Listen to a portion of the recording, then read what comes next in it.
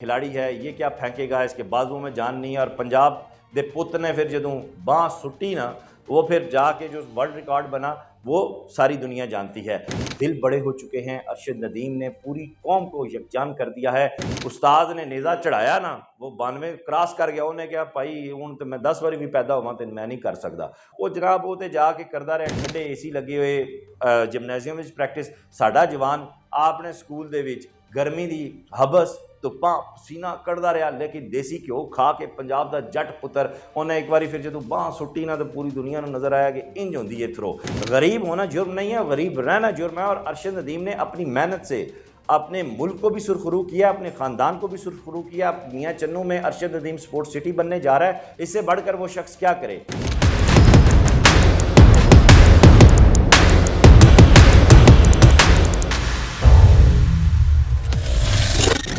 रहीम अल्लाहुम्मा सल्ली अला मुहम्मद व अला आलि मुहम्मद। मेरे चेहरे पे मुस्कुराहट है, यकीनन पूरी पाकिस्तानी कौम के चेहरे पे मुस्कुराहट है।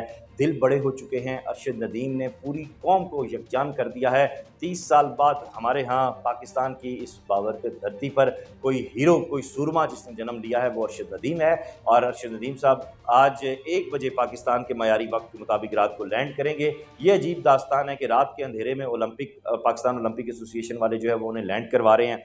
मेरी उनसे गुजारिश है कि प्लीज़ किसी तरीके से इस चीज़ को मैनेज करें, या तो उन्हें वहाँ पे एयरपोर्ट पे रोकें और सुबह उन्हें जो है वहाँ से निकाला जाए। अगर मैं होता तो मैं तो कम से कम ये करता कि 14 अगस्त को बुलाता, 14 अगस्त का दिन होता, लाहौर होता, और फिर आप देखते कि कैसे इस्तकबाल, या फिर अगर पहले ही बुलाना था तो कम से कम हमारे एयरफोर्स का एक स्क्वाड्रन इनके तैयारे को लेकर एयरपोर्ट तक लाता, एक सलामी पेश की जाती, वज़ीर आज़म या कोई आला हुकूमती शख्सियत इनके इस्तकबाल के लिए जाती, ताकि पूरी दुनिया को एक मैसेज जाता कि हम अपने हीरोज़ की कदर करते हैं। काश मेरी ये कहीं सच हो जाए, कबूलियत का कोई भी वक्त होता है।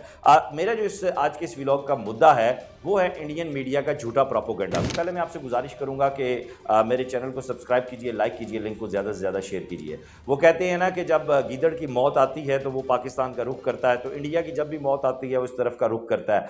फट गई है सालों की, और फटी भी ऐसी है कि अब वो सिलनी भी नहीं है, और सालों नहीं सिलनी। सालों यहाँ 2 मानों में आया है, सही, और अल्लाह की तरफ से आया, मैंने नहीं लाया।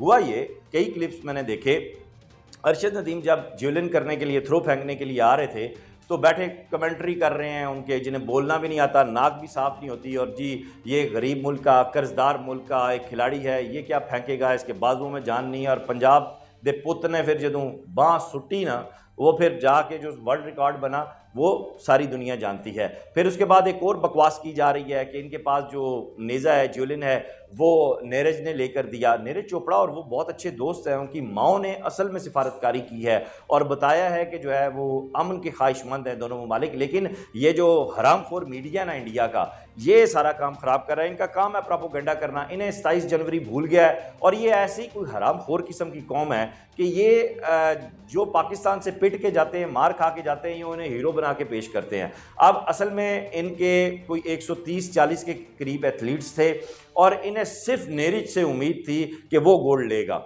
ये तो इनकी अपनी हालत है। और फिर वो इनकी जो एक बॉक्सर है फोगाट, वो उसका कोई 1 kg के 100 ग्राम के करीब वजन ज़्यादा आ गया, रेसलिंग में फाइनल में पहुंच गई थी। ये 2 लोग थे मेरी इतलात के मुताबिक कि इनसे जो है कोई मामला हो सकता है, गोल्ड मेडल आ सकता है। अब नीरज साहब जो है वो तो जब उस्ताद ने नेज़ा चढ़ाया ना, वो 92 क्रॉस कर गया। उन्हें क्या भाई हूँ तो मैं 10 बारी भी पैदा होवां तो मैं नहीं कर सकता। ओदी वजह वो जनाब वो तो जाके करता रहा, ठंडे AC लगे हुए जिमनेजियम में प्रैक्टिस।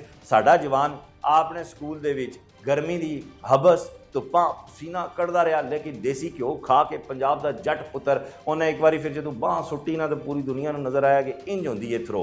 अब ये जब मेरी इस पे पाकिस्तान ओलंपिक एसोसिएशन के ज़िम्मेदारान से बात हुई, उन्होंने इससे जंग पे आप खबर भी आप देख रहे हैं, तराशा लगा हुआ है, वो कह चुके हैं कि भाई हमने इन्वेस्ट किया है और अरशद नदीम पे बाकायदा इन्वेस्टमेंट शुरू हुई है। वो इन्वेस्टमेंट कैसे शुरू हुई है वो डाटा मेरे पास आया है, मैं आपको बताता हूँ। लेकिन इंडियन मीडिया का कोई भी एंकर, कोई भी व्लॉगर, खुदा की कसम लख दी लानत है तुहाडे दे। अब आए ज़रा अरशद नदीम के इस सारे सफ़र पर एक नज़र डालते हैं। ارشد ندیم 1997 میں ضلع خانیوال کی تحصیل میاں چنو میں پیدا ہوئے اور اس طرح 2024 میں ان کی عمر 27 سال ہے۔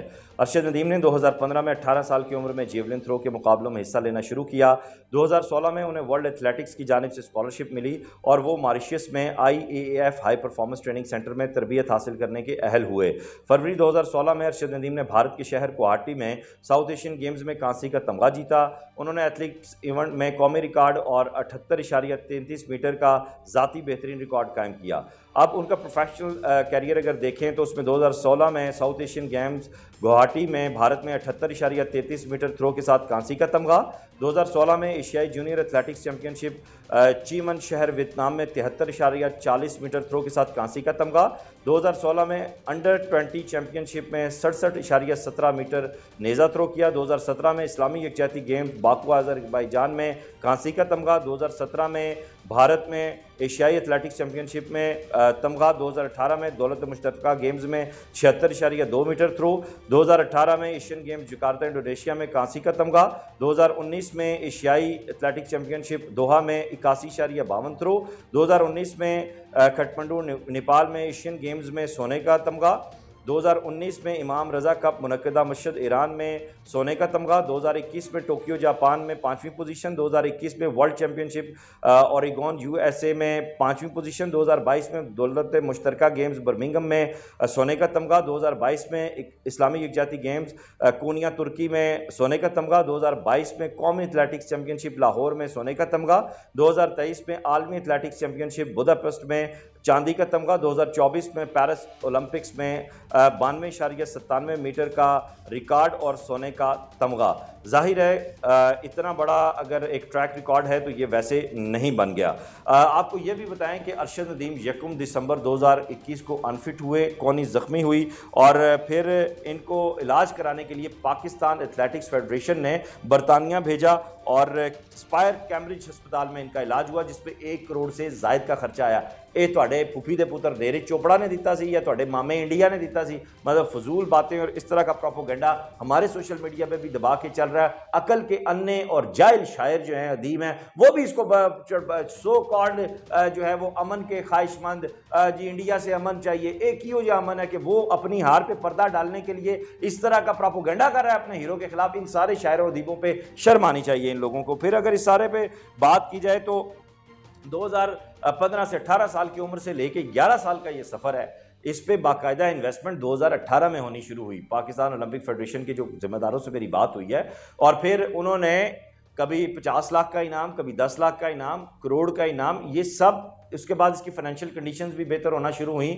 غریب ہونا جرم نہیں ہے، غریب رہنا جرم ہے اور ارشد ندیم نے اپنی محنت سے اپنے ملک کو بھی سرخرو کیا، اپنے خاندان کو بھی سرخرو کیا۔ میاں چنو میں ارشد ندیم سپورٹ سٹی بننے جا رہا ہے، اس سے بڑھ کر وہ شخص کیا کرے؟ اپنی جان دے، یہی رہ گیا اس کے پاس۔ اور اب ارشد ندیم صاحب آپ آ تو رہے ہیں لیکن خدا کا واسطہ ہے جعلی مولویوں سے، FBR والوں سے، ٹیکس والوں سے، اس کے بعد بڑے یتیم ابھی آپ کو ملیں گے صحافیوں کے روپ میں بھی، بڑے لوگوں میں، ان سب سے آپ نے بچ کے رہنا ہے۔ اور میری جو ہے وہ چیئرمین FBR سے گزارش ہے کہ اگر ایک ہیرو آ گیا ہے، اس کے پاس اتنے پیسے انعامات آ رہے ہیں تو اس پہ آپ انعامات پہ ٹیکس لگا رہے ہیں، کتنی چھوٹی اور اوچھی حرکت ہے، شرم سے ڈوب کے مر جانا چاہیے۔ اس ویڈیو لنک کو زیادہ سے زیادہ شیئر کیجیے گا، انڈیا کے کسی پروپیگنڈے پہ یقین نہ کیجیے گا، اپنا نیزہ سنبھالیے اور اپنے دشمن میں گھسا دیجیے۔ خدا حافظ۔